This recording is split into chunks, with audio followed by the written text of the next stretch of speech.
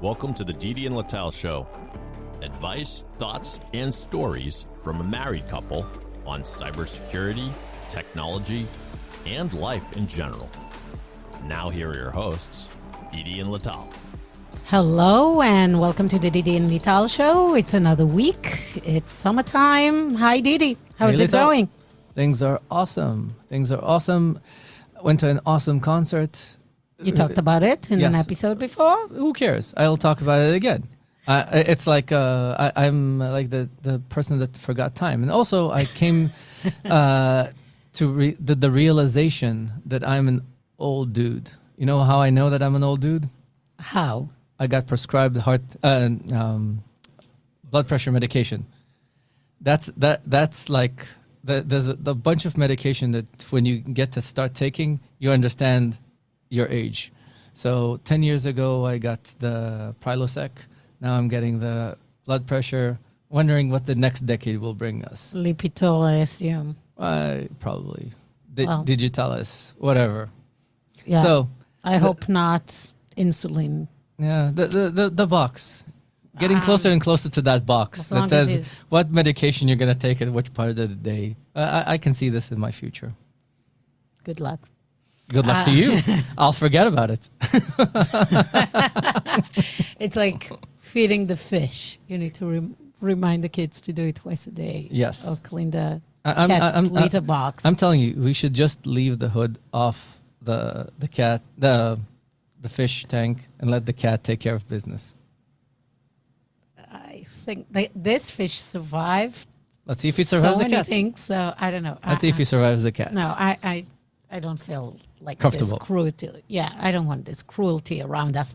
Yes. Well, as always, inspiration for topics for episodes come from me listening to other podcasts. And I listened to two different podcast episodes, and thought how much those topics are the same.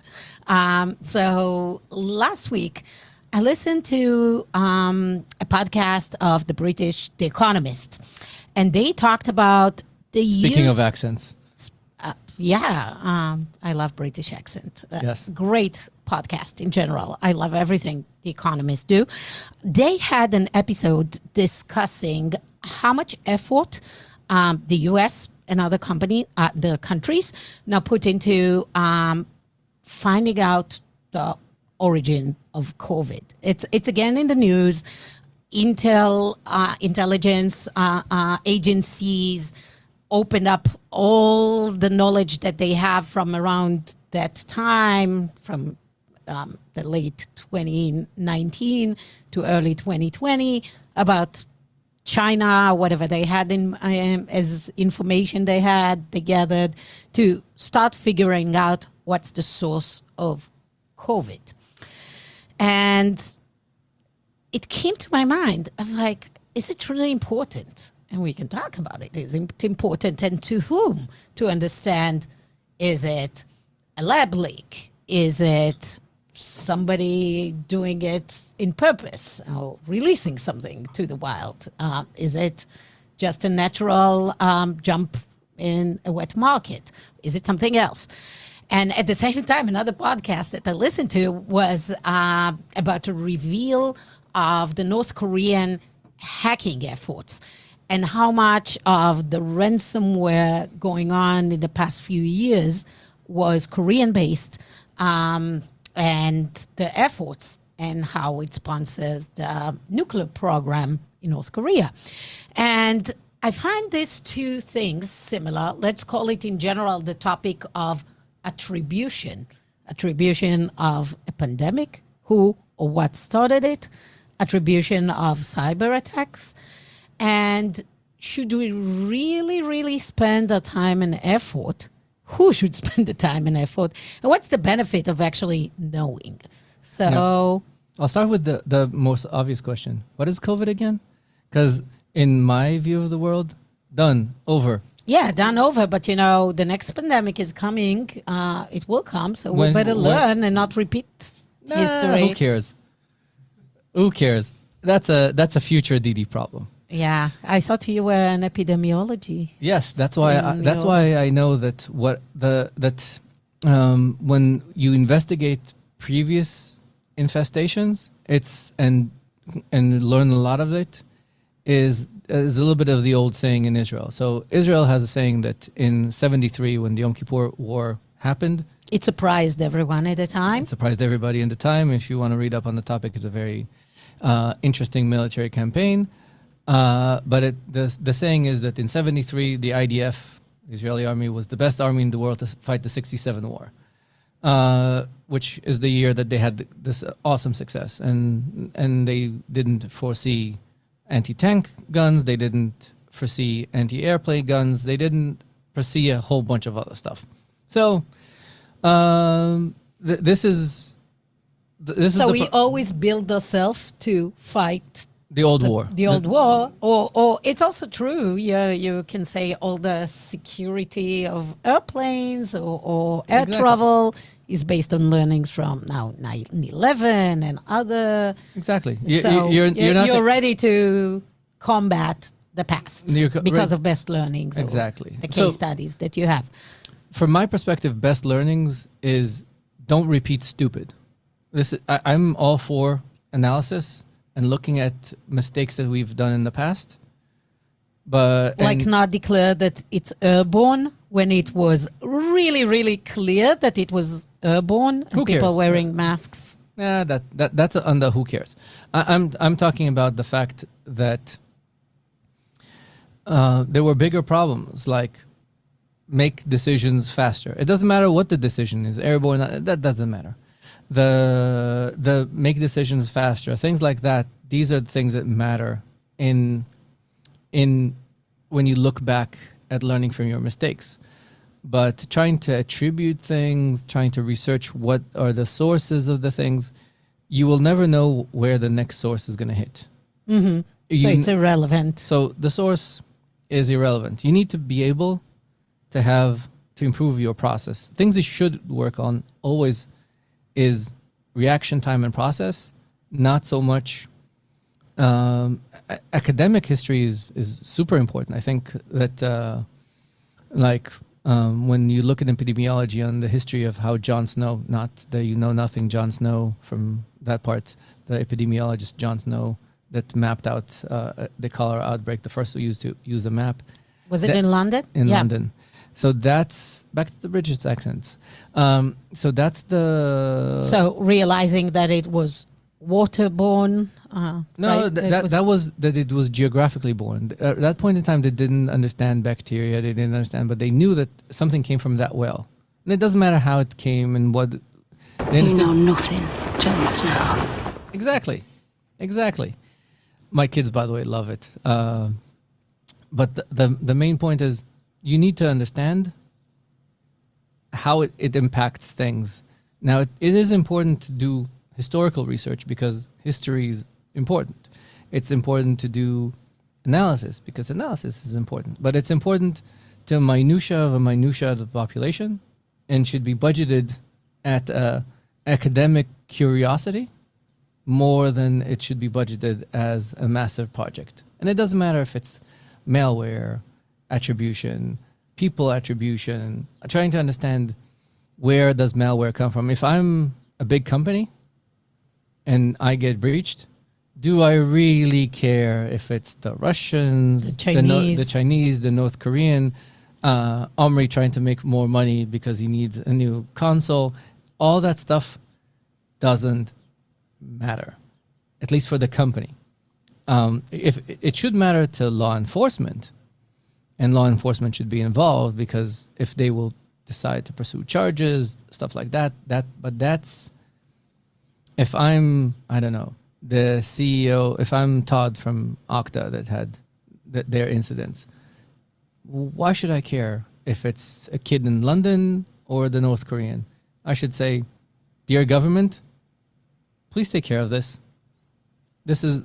And you take care of your internal processes fix to improve them. Fix your processes, fix your remediation, fix your everything that deals with the fact that the next time you'll get hit, and yes, you will get hit next time, you know what to do in a fast and efficient way?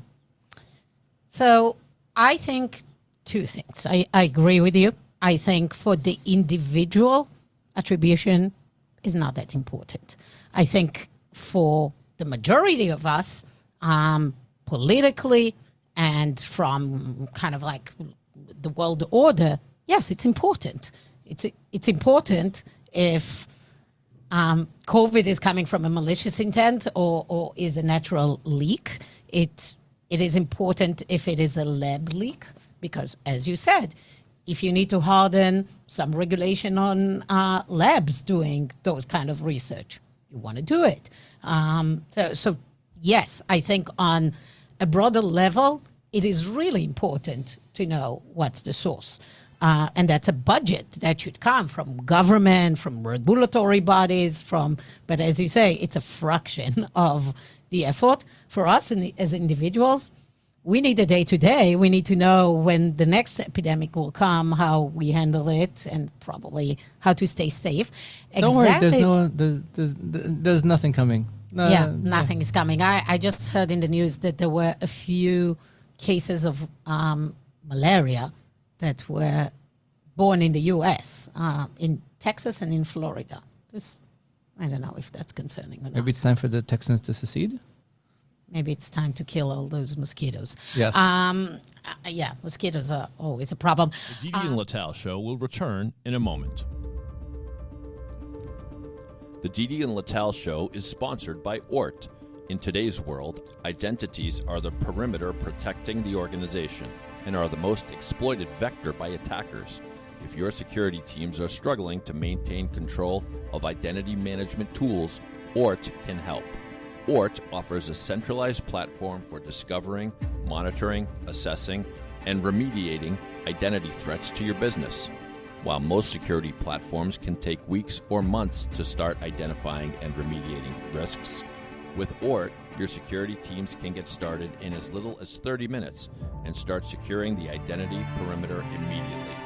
ORT will surface the most critical vulnerabilities and give your security teams the recommended action steps. Start your trial today at ort.io. That's OORT.io. The Didi and Lital show is sponsored by Hunters. Hunters is a SaaS platform purpose-built for security operation teams, providing unlimited data ingestion and normalization at a predictable cost. Hunters helps SOC teams mitigate real threats faster and more reliably than SIM. Visit hunters.ai to learn more. But going into the security angle, I do think that is extremely important to have research about origin of malware, origin of attacks. It could be done by government or by those security companies that aggregate the data and see it for a few reasons.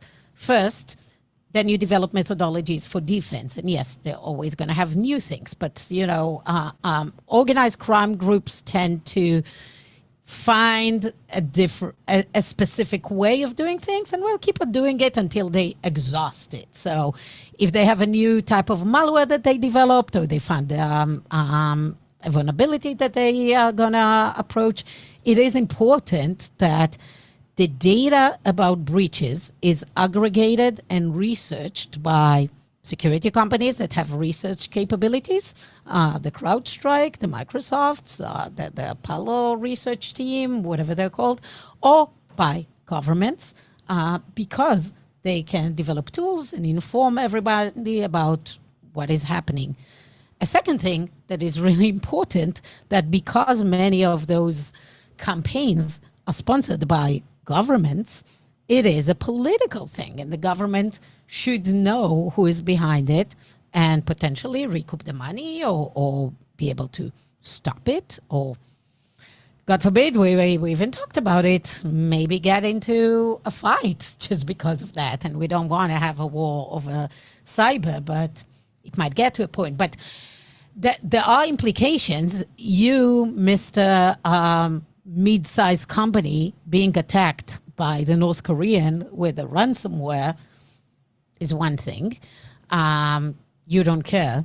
You either pay the money or you don't. In most cases, maybe you want to know that for Korean, you're not going to get your data back because they don't have the encryption key. And maybe you want to know that if it's Russians, they will give you. I don't know. Maybe there is something about that. Do you think?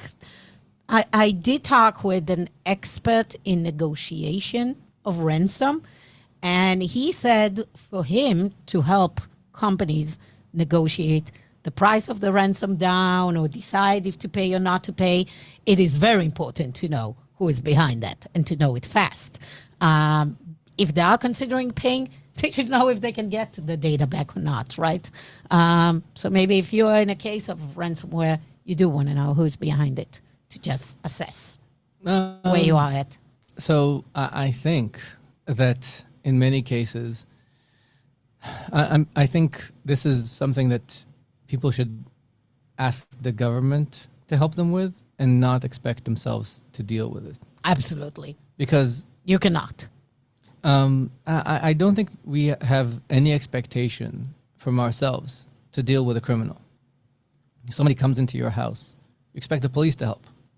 You get a gun when you live about 40 minutes from the closest police officer, but if you hear somebody knocking on your door in Newton, you expect that you call the police and somebody shows up. They just solved the case in Newton of 3 people murdered, and they did a really good job. So Yes. I was impressed. Yes. So you want to be able to call the police and have the police handle these problems and not have yourself as somebody that needs to defend themselves to deal with a criminal element. The fact that we are forced to deal with a lot of this stuff as an industry is a problem for me. I think, as I said, that the attribution should not be something that I, as somebody managing a security program in my company, I need to be very, very hard pressed to be convinced that I should care about this. Furthermore, I don't think that we should trust the bigger companies' data about attribution, mainly because it's not in their interest to share effectively, because the better their detection tools, the better they are in position to compete with other companies.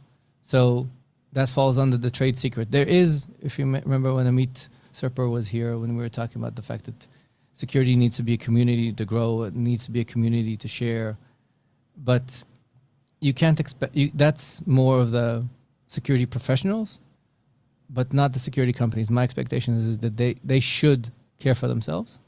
Mm-hmm. And therefore, trusting anybody to do the attribution for you that is not a disinterested party is a fallacy. I want to bring another idea of like why people care about attribution, that even though maybe they shouldn't. That's the Omri thing of how can you translate, this is for the Hebrew speakers, ashmachel. Blaming some. Yes. It's their fault. Exactly. So I think human beings need to know who's the villain. Like, and you think about cybersecurity, there is the good guys, the bad guys. We don't like unsolved mysteries, right? You want to know that you can place a blame. You can say, he hacked me. They hacked me. It's them. It's their fault. We as human beings don't like to be left in those, who did it to me? Like, you need the closure. And the closure is to know, oh, I'm part of this bigger thing that is happening, and it's their fault. They did it to me.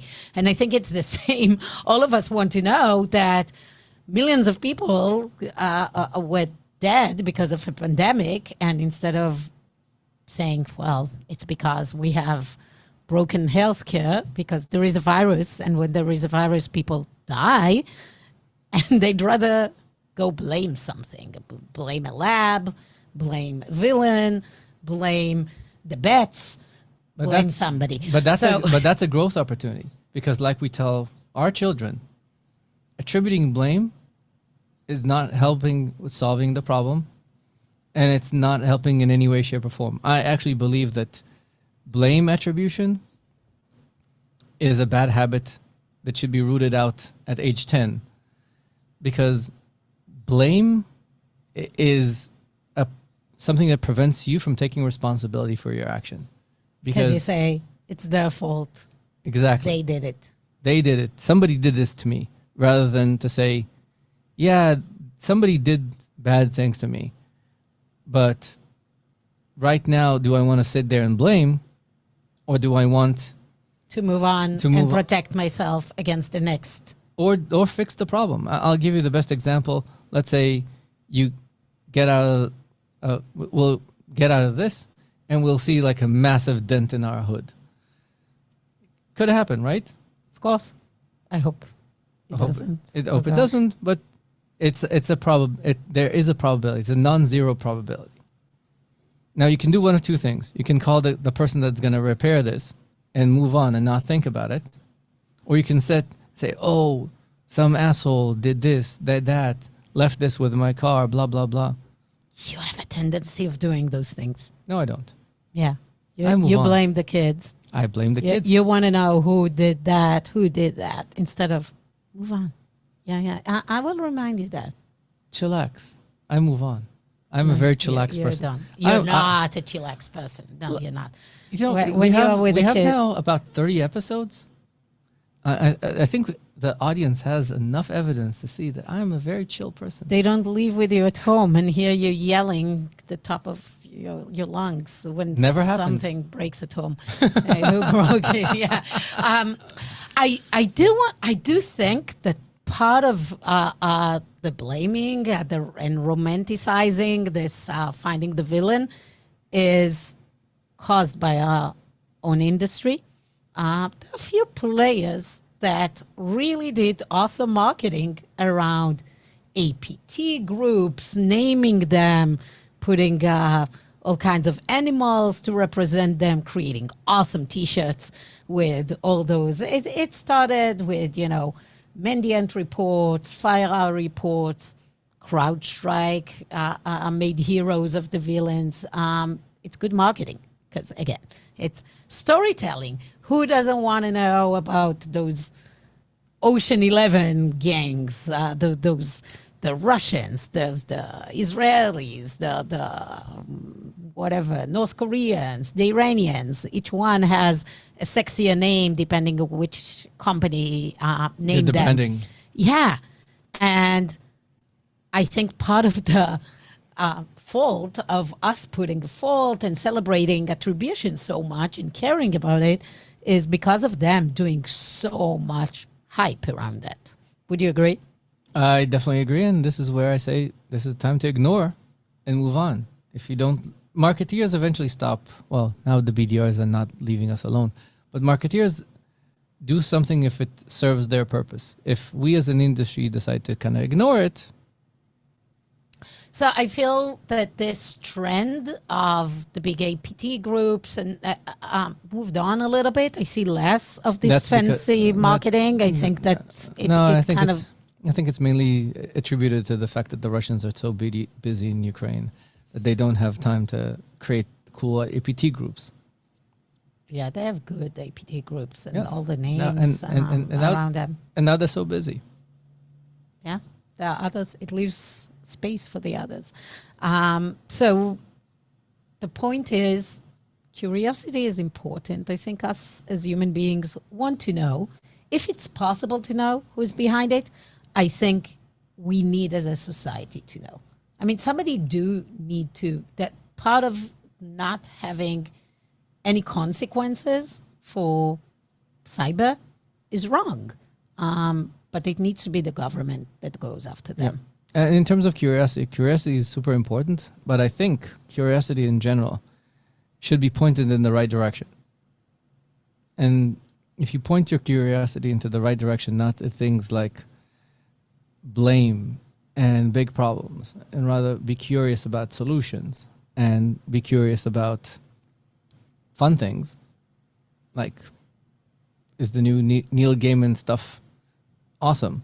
I think it's a new you, because I don't see you having, let's say, if somebody breaks to your car or to a home, you will want to know who it was. No, so if we had a security camera, I'm sure you would have gone and checked it out. No. Yes. No. And also, don't forget that there's a big difference with my professional life and role and my personal person. These are not necessarily the same persona. And because of that, there's things that I know I need to overcome. And this is being an adult and a responsible adult, is to know what you use and utilize your limited resources on versus versus the private life where you just want to, back to our previous conversations about coming to the office. There's a reason why we have a home persona and a work persona. So at home, I need to let my hair down. Not figuratively, not literally. We know. Yes. Watch us on YouTube. Yes. But that's a very different thing. And being curious, you need to point your curiosity into the right things. In general. Awesome. Well, anything else so we can conclude for the day? No, we will have an ask. Based on our conversation on the way here, I need help. Lital, if I talk to her about privacy, she falls asleep. There's nothing that will put Lital faster to sleep than discussions about term sheets and signing contracts and dealing with all these things. And I think that if you work in security, there's the things that are bare minimum that you need to know. There's the bare minimum you need to know about cryptography, and we'll probably drag in Dennis or somebody like that to have a fun episode about the bare minimum that anybody needs to know about cryptography. There's the bare minimum things you need to know about privacy if you're building a security product. I think it's a very valuable conversation to have. So I'm doing a recruiting for the podcast for people that are willing to talk about the basics about privacy. And say if you are a legal expert around privacy, ping us. reach out. Yes. And we'll try our best to find somebody because we need somebody to bring. Yes, it's a near and dear topic. It's a near and dear topic to my heart, and I think we need to have a long conversation about this. That there's a whole bunch of bare minimum things that people need to do. Okay. Awesome. Excellent. And with that, we'll conclude for today. I hope you enjoyed the episode. The Didi and Lital Show is a weekly podcast. Please rate and review us wherever you get your podcast. If you want to be on the show, reach out to Didi or to Lital on LinkedIn. And we'll see you next time. Thanks, Didi. Thanks, Lital. See you soon. See you soon.